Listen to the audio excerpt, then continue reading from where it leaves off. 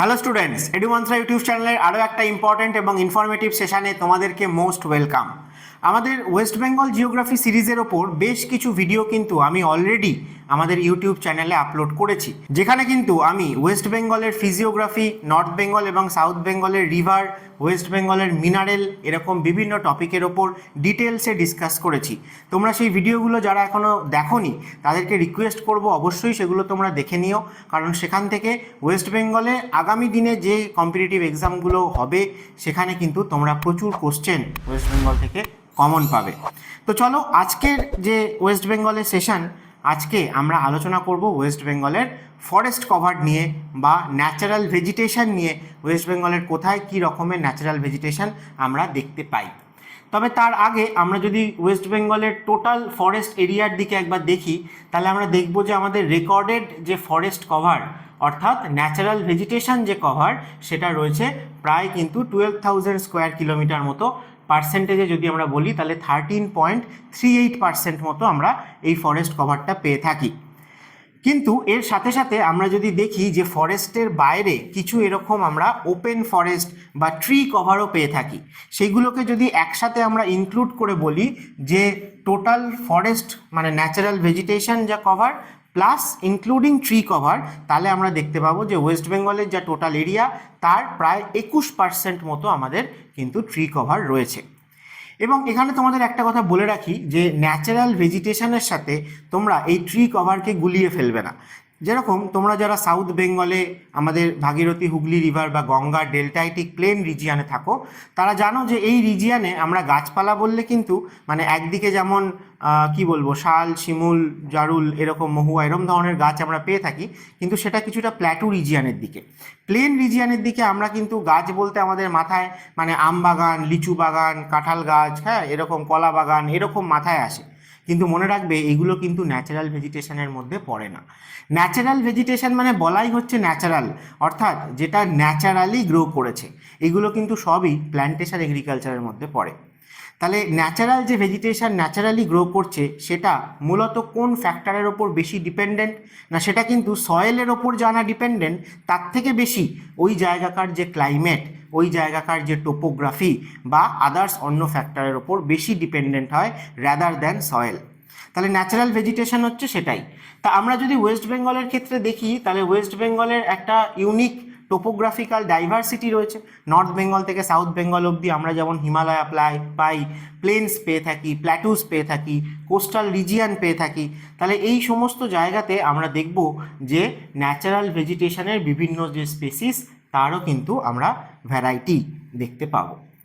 তাহলে একবারে ছট করে যদি দেখে নিই, তাহলে টোটাল রেকর্ডেড যে ফরেস্ট এরিয়া সেটা আমরা মনে রাখবো। এদের মধ্যে প্রোটেক্টেড ফরেস্ট কতটা আছে। ম্যানগ্রোভ ফরেস্ট তোমরা জানোই যে ইন্ডিয়ার মধ্যে লার্জেস্ট যদি ম্যানগ্রোভ ফরেস্ট বলা হয় তাহলে সেটা ওয়েস্ট বেঙ্গলে রয়েছে, সুন্দরবন।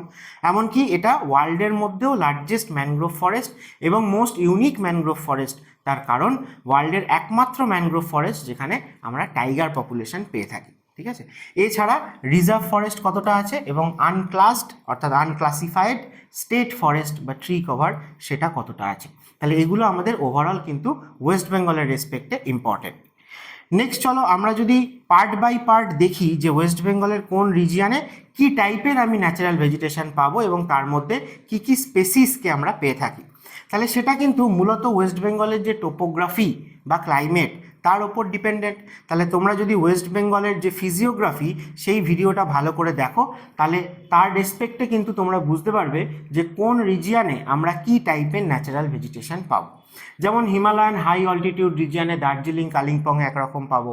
আমরা যদি হিমালয়ান তেরাই রিজিয়ান বা আমাদের বেঙ্গলের ডুয়ার্স রিজিয়ান বলি, সেখানে একরকম ভেজিটেশন পাবো। আমরা যদি নর্থ বেঙ্গল প্লেন্স বা মহানন্দা প্লেন্সের কথা বলি, তাহলে সেখানে এক টাইপের ভেজিটেশন। আর সাউথ বেঙ্গলে আমরা দেখব যে পুরুলিয়া, বাঁকুড়া, বীরভূম, ঝাড়গ্রাম, পশ্চিম মেদিনীপুর এই জায়গায় একরকম ভেজিটেশন। বাকি আমাদের ভাগীরথী, হুগলির দুই পাড়ে প্লেন রিজিয়ানে, গঙ্গার ডেল্টাইক রিজিয়ানে যে ডিস্ট্রিক্টগুলো রয়েছে সেখানে আমরা ন্যাচারাল ভেজিটেশন কম পেয়ে থাকি, ট্রি কভার বিভিন্ন টাইপের পেয়ে থাকি। এবং তার সাথে সাথে আমাদের ইউনিক হচ্ছে যে সাউথ 24 পরগনা, নর্থ 24 পরগনা মিলিয়ে যে হিউজ ম্যানগ্রোভ ভেজিটেশন পাওয়া যায়, সেটারও কিন্তু একটা ইউনিক ডাইভার্সিটি রয়েছে। তাহলে চলো এক এক করে আমরা দেখে নিই যে কোন জায়গায় কী টাইপের ভেজিটেশন পাবো এবং তার আন্ডারে কী কী স্পেসিসকে আমরা পেয়ে থাকি। তো তার আগে তোমাদেরকে বলে দিই যে এডুমান্ত্রায় WBCS 2025 এবং WBCS 2024 মেন্স এই দুটোকে ফোকাস করে কিন্তু সেপারেটলি ব্যাচ অলরেডি স্টার্ট হয়ে গেছে, যেখানে কিন্তু প্রথম থেকেই মেন্স ওরিয়েন্টেড কনসেপচুয়াল ক্লাস হচ্ছে, ইন ডেপথ সেশনস নিচ্ছেন বিভিন্ন এক্সপিরিয়েন্সড ফ্যাকাল্টিরা। তার সাথে সাথে তোমরা কিন্তু এখানে এই লাইভ ক্লাসগুলোর রেকর্ডিংয়ের সুবিধাও পেয়ে যাবে এবং যতদিন তোমরা এডুমান্ত্রে থাকবে আগের হয়ে যাওয়া ক্লাসগুলো তোমার যখন ইচ্ছে অ্যাক্সেস করতে পারবে। এর সাথে সাথে ক্লাস নোট এবং স্টাডি মেটেরিয়াল তো পাবেই, তার সাথে রয়েছে প্রচুর প্রচুর মক টেস্ট। সেই মক টেস্টগুলো তোমরা দিতে দিতে কিন্তু অনেক এক্সপিরিয়েন্সড হয়ে যাবে এবং পরীক্ষা দিতে গেলে কিন্তু তোমাদের অনেকটা সুবিধা হবে এবং সেই মক টেস্টগুলো থেকে তোমরা প্রচুর কোশ্চেনও কিন্তু কমন পাবে। আর WBCS মেন্সকে ফোকাস করেও কিন্তু একইভাবে লাইভ ক্লাস হচ্ছে, স্টাডি মেটেরিয়াল প্রোভাইড করা হচ্ছে এবং তার সাথে এখানেও কিন্তু রয়েছে 75 ডেজের একটা কমপ্লিট মক টেস্ট প্যাকেজ, যেখানে কিন্তু শুধুমাত্র যে কোশ্চেন আর অ্যান্সার দেওয়া হচ্ছে তাই নয়, তোমরা মোর দ্যান 6000 কোশ্চেন এখান থেকে পেয়ে যাবে বিভিন্ন সাবজেক্ট মিলিয়ে এবং তার সাথে সাথে কিন্তু ডিটেলসে আমরা এক্সপ্লেনেশনও প্রোভাইড করছি, যে এক্সপ্লেনেশনগুলো পড়ে গেলে তোমাদের পুরো সিলেবাসটা যেমন রিভাইজ হয়ে যাবে, প্রিভিয়াস ইয়ারের WBCS এর সমস্ত কোশ্চেন, অন্যান্য স্টেট PSCতে আসা বিভিন্ন কোশ্চেন, সেগুলোও কিন্তু তোমাদের এই এক্সপ্লেনেশন থেকে রিভিশন হয়ে যাবে। তাই তোমরা যারা যারা ইন্টারেস্টেড আছো WBCS 2025 হোক অথবা WBCS 2024 মেন্স, তোমরা কিন্তু ইন্টারেস্টেড থাকলে এডুমান্ত্রার সাথে যোগাযোগ করো। চলো আমরা চলে আসি ওয়েস্ট বেঙ্গলের ন্যাচারাল ভেজিটেশন। তাহলে মূলত আমরা 5 ভাগে এটাকে ক্যাটাগরাইজ করতে পারি। আমরা যদি একদম নর্দার্ন সাইড থেকে শুরু করি, যে নর্দার্ন মাউন্টেন, তাহলে সেখানে আমরা পাবো অ্যালপাইন এবং সাব অ্যালপাইন ফরেস্ট। অর্থাৎ যদি আমরা দার্জিলিং কালিম্পং ডিস্ট্রিক্টের হাই অল্টিটিউড রিজিয়নগুলোকে দেখি, যেগুলো 3000 মিটারের থেকে ওপরে রয়েছে, সেই জায়গাতে আমরা কিন্তু এই অ্যালপাইন সাব অ্যালপাইন ভেজিটেশনটা পেয়ে থাকি। তাহলে সেই জায়গার মধ্যে আমরা দার্জিলিংয়ে সিঙ্গলীলা রেঞ্জ, দার্জিলিং কার্শিয়াং রেঞ্জ বা কালিম্পংয়ে যে দূরবীন দ্বারা রেঞ্জ রয়েছে সেগুলো, সেই রিজিয়নগুলোর কথা বলতে পারি। এবং সেখানে আমরা কী কী টাইপের স্পেসিস পাবো না, সব থেকে বেশি সিঙ্গলীলা রেঞ্জে যেটা পাওয়া যায় সান্দাকফুর পথে, সেটা হচ্ছে রডোডেনড্রন। তাছাড়া আমরা জুনিপার, সিলভার ফার, বার্চ বা ম্যাগনোলিয়া এবং মেলিং বাম্বুস, এগুলো কিন্তু আমরা এই দার্জিলিং কালিম্পংয়ের হাই অল্টিটিউড রিজিয়ান 3000 মিটার বা তারও ওপরে যে রিজিয়ান, সেখানে এই স্পেসিসগুলোকে দেখতে পাই। এছাড়াও কিন্তু তোমরা দেখবে যে এই রিজিয়ানে প্রচুর এরকম হার্বস বা মেডিসিনাল প্ল্যান্ট, সেগুলোও কিন্তু পাওয়া যায়। দার্জিলিংয়ের যেরকম মংপু সিংকোনা কাল্টিভেশনের জন্য খুব ফেমাস। নেক্সট যদি দেখি, তাহলে মন্টেন টেম্পারেট ফরেস্ট, অর্থাৎ আমরা যদি আরেকটু কম অল্টিটিউডে নেমে আসি, মানে 1500 মিটার থেকে 3000 মিটার, এর মাঝে আমাদের নর্থ বেঙ্গলে যে রিজিয়ানগুলো রয়েছে, সেই রিজিয়ানগুলোতে আমরা কিন্তু এভারগ্রিন ব্রডলিফ ফরেস্ট বা এভারগ্রিন টেম্পারেট ব্রডলিফ ফরেস্ট আমরা পেয়ে থাকি, যার মধ্যে ওক, ম্যাপেল, ম্যাগনোলিয়া, চেস্টনাট এবং তার সাথে সাথে পাইন ট্রি এর কথা আসে। তাহলে এগুলো কিন্তু আমরা আরেকটু কম অল্টিটিউডে পাচ্ছি। তাহলে একদম উপরে পাচ্ছি অ্যালপাইন বা সাব অ্যালপাইন, তারপরে আমরা পাচ্ছি মন্টেন টেম্পারেট ফরেস্ট বা ব্রডলিফ টেম্পারেট ফরেস্ট। এবং এটা কিন্তু যেহেতু ইস্টার্ন হিমালয়ান রিজিয়ান বেশি রেনফল পেয়ে থাকে, তাহলে এই জায়গাতে ট্রিগুলো আমরা কিন্তু এভারগ্রিন হিসেবেই পেয়ে থাকি। নেক্সট আসে যে ট্রপিক্যাল ময়েস্ট ডেসিডুয়াস ফরেস্ট। তাহলে সেটাকে আমরা কোথায় পাবো না, হিমালয়ের একদম ফুট হিলস, অর্থাৎ আমাদের ইস্টার্ন হিমালয়তে যদি আমরা দেখি, তাহলে মিডিল হিমালয়ের সাউদার্ন সাইডে এলে আমরা শিবালিককে ততটা প্রমিনেন্টলি পাই না। সেই জায়গা থেকেই শুরু হয়ে যাচ্ছে হিমালয়ান তেরাই রিজিয়ান। আর এই হিমালয়ান তেরাই রিজিয়ানকে ওয়েস্ট বেঙ্গলে তিস্তা রিভারের রেসপেক্টে আমরা দুভাগে ভাগ করে থাকি, যেটা তিস্তা রিভারের রাইট ব্যাঙ্ক বা তিস্তা রিভারের ওয়েস্টার্ন সাইড, তাকে আমরা বেঙ্গল তেরাই বলে থাকি, আর যেটা তিস্তা রিভারের লেফট ব্যাঙ্ক এবং তিস্তা রিভারের ইস্টার্ন সাইড, সেই রিজিয়ানটাকে আমরা বলি বেঙ্গল ডুয়ার্স রিজিয়ান। তো এগুলো নিয়ে আমি ডিটেলসে কিন্তু এর আগের ভিডিওগুলোতে আলোচনা করেছি। তাহলে সেই রিজিয়ানে বেঙ্গলের যে তেরাই ডুয়ার্স রিজিয়ান, সেখানে আমরা কীরকম পাবো, সেই জায়গাতে আমরা ময়েস্ট ডেসিডুয়াস যে ট্রি স্পেসিস সেগুলোকে পেয়ে থাকি। তো শুধুমাত্র এই তেরাই বা ডুয়ার্স রিজিয়ানেও নয়, তার সাথে সাথে আমরা যদি দেখি যে আমাদের সাউথ বেঙ্গলের যে প্ল্যাটু রিজিয়ান রয়েছে, অর্থাৎ এই যে পশ্চিম মেদিনীপুর, বাঁকুড়া, বীরভূম, পুরুলিয়া, ঝাড়গ্রাম, এই রিজিয়ানেও আমরা কিন্তু এই সেম টাইপের ট্রপিক্যাল ডেসিডুয়াস ফরেস্টকে পেয়ে থাকি। এবং এই ডেসিডুয়াস ফরেস্টের মধ্যে দুটো ক্যাটাগরি রয়েছে, একটা হচ্ছে ময়েস্ট, একটা হচ্ছে ড্রাই। তাহলে আমরা তেরাই ডুয়ার্স রিজিয়ানে সেখানে কিন্তু ময়েস্ট ডেসিডুয়াস স্পেসিসই মেনলি পাই, এবং তার সাথে সাথে ওয়েস্ট বেঙ্গলের যে প্ল্যাটু রিজিয়ান রয়েছে সেই জায়গাতেও আমরা কিছু কিছু এরকম ময়েস্ট ডেসিডুয়াস স্পেসিস পাবো। তাহলে ওয়েস্ট বেঙ্গলের মধ্যে সবথেকে ডমিনেন্ট ময়েস্ট ডেসিডুয়াস ট্রি কোনটা? তাহলে অ্যান্সার হচ্ছে শাল। ঠিক আছে, শাল গাছ তোমরা সবাই জানো, প্ল্যাটু রিজিয়ানের দিকে যারা গেছো তারাও দেখেছো যে শাল গাছের বিরাট বিরাট জঙ্গল আমরা দেখতে পাই। তো এই শালই হচ্ছে কিন্তু ডমিনেন্ট স্পেসিস। এছাড়া যদি বলো তাহলে টিক, শিমুল, বাম্বু, ঠিক আছে, তো এইগুলোও কিন্তু এই ময়েস্ট ডেসিডুয়াস স্পেসিসের মধ্যে আসে, যেটা আমরা প্ল্যাটু রিজিয়ানেও দেখতে পাই এবং তার সাথে সাথে তেরাই বা ডুয়ার্স রিজিয়ান যেটা রয়েছে সেখানেও দেখতে পাই। নেক্সট ক্যাটাগরি হচ্ছে ট্রপিক্যাল ড্রাই ডেসিডুয়াস ফরেস্ট। তাহলে ড্রাই মানে না, ট্রপিক্যাল যে ডেসিডুয়াস ফরেস্ট সেটা মোটামুটি এই 70 সেন্টিমিটার থেকে 200 সেন্টিমিটার অ্যানুয়াল রেনফল যেখানে হয় সেই জায়গায় হয়ে থাকে। তার মধ্যে 110 সেন্টিমিটার থেকে 200 সেন্টিমিটার রেনফলের যেখানে হয় সেখানে আমরা ময়েস্ট ডেসিডুয়াস ফরেস্টকে পাই। আর 70 থেকে 100 বা 110 সেন্টিমিটার রেনফল যে রিজিয়ানে হয় সেখানে আমরা ড্রাই ডেসিডুয়াসকে পাই। তাহলে দুজনের মধ্যে মেন ডিফারেন্স কি না, ডেসিডুয়াস মানে কি না, বাংলায় বলে পর্ণমোচী, অর্থাৎ বছরের কোনো এক সময় এরা এদের গাছের পাতাগুলোকে ঝরিয়ে দেয়, আবার নতুন পাতা আসে। তাহলে এটা কখন হয়ে থাকে না, জেনারেলি এটা কিন্তু ড্রাই সিজনে হয়ে থাকে, যে সময় রেনফল হয় না। আর ইন্ডিয়াতে সবথেকে ড্রাই সিজন হচ্ছে উইন্টার সিজন। তাহলে উইন্টার বা উইন্টারের জাস্ট পরে বসন্তকালের দিকে আমরা দেখব যে গাছগুলো তাদের পাতা ঝরিয়ে দেয়।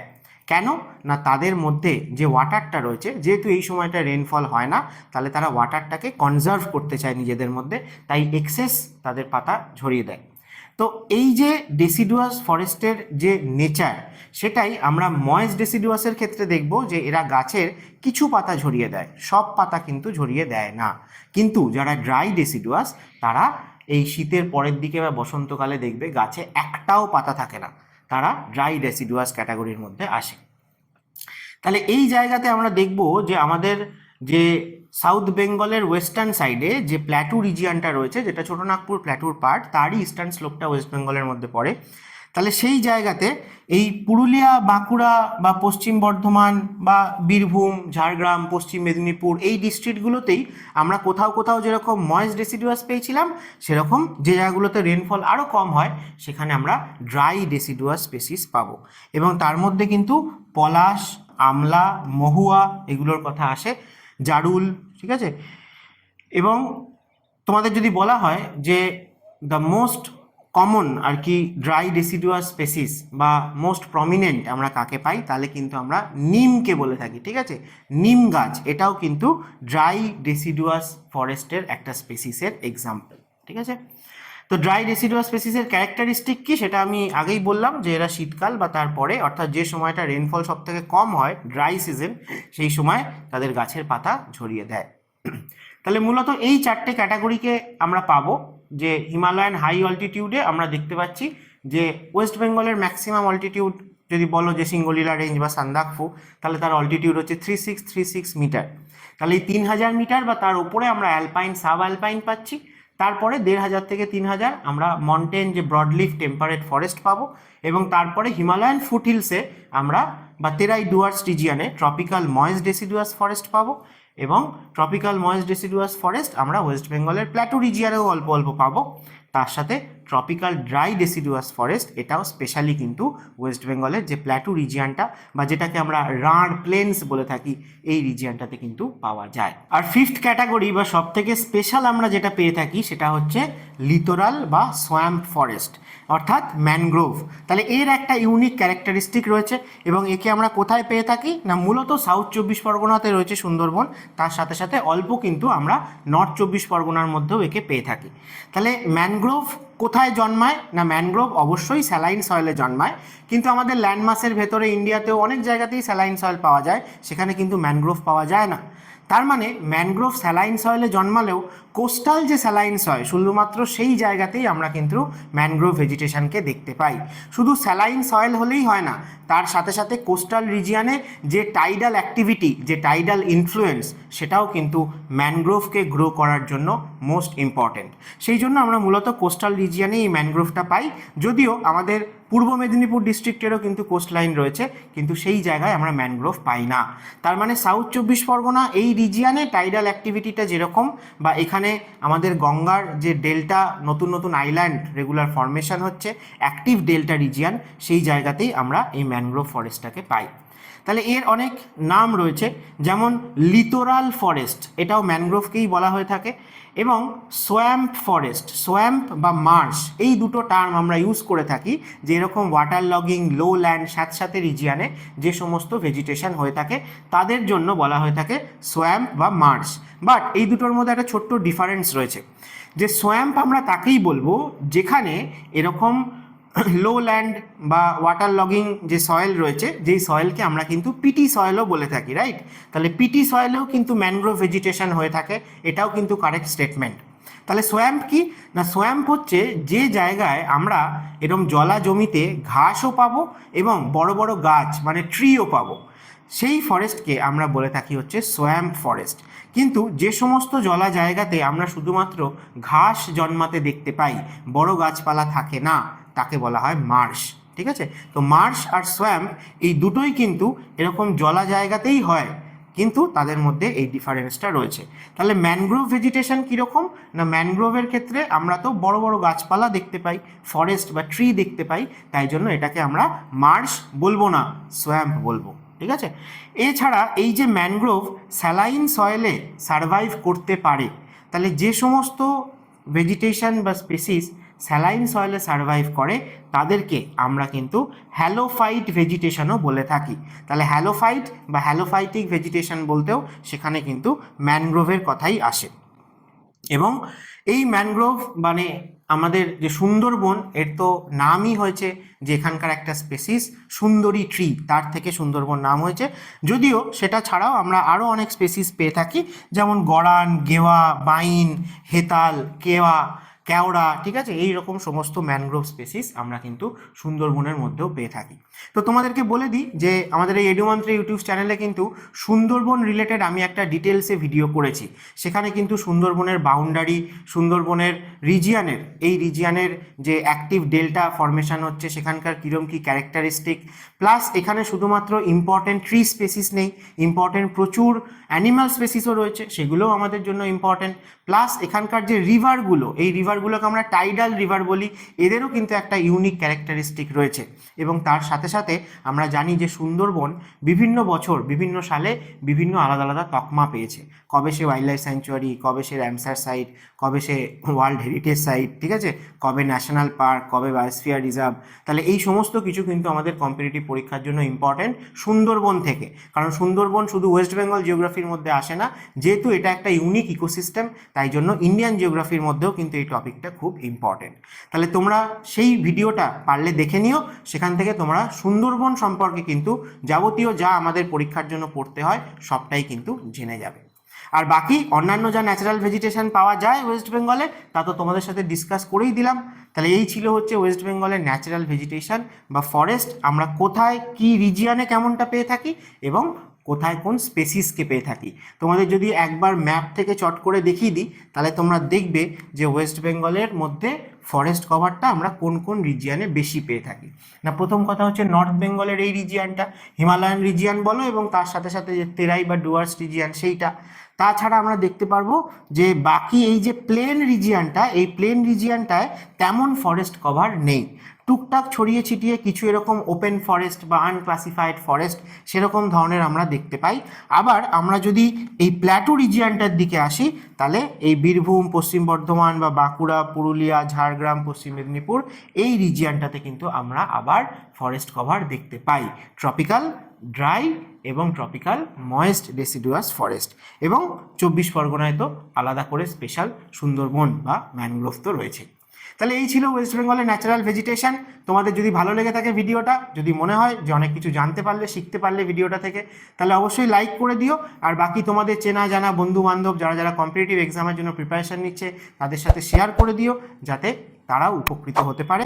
আর কি বলবো, দেখা হবে আবার নেক্সট ভিডিওতে। ফাটিয়ে পড়াশোনা চালিয়ে যাও। আর হ্যাঁ, আমাদের এডুমন্ত্র চ্যানেলটাকে সাবস্ক্রাইব করতে ভুলো না কিন্তু।